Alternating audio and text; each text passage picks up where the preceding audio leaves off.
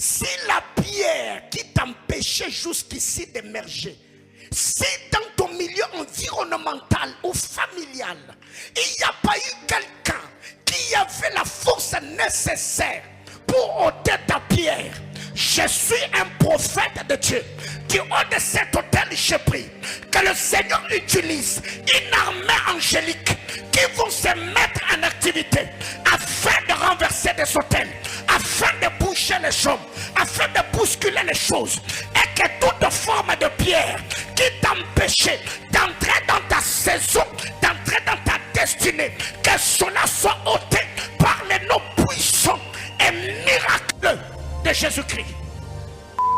Jésus est mort, Lazare de même. On les a tous mis dans une tombe.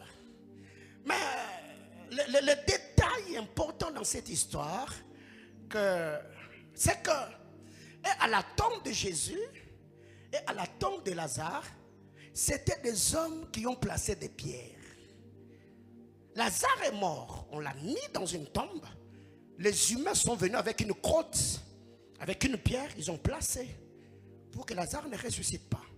Jésus aussi, quand il est mort, on l'a placé dans une tombe. On est venu avec une pierre, on a placé.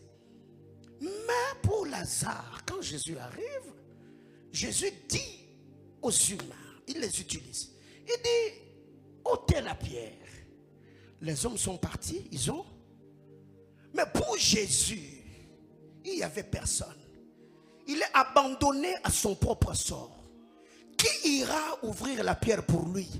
Déjà Pierre lui-même, qu'il a appelé Pierre, l'a renié.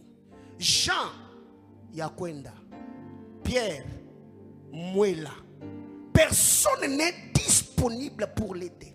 Mais ce que j'aime, la Bible déclare, un ange descendit du ciel. Il roula la pierre et partit. Non.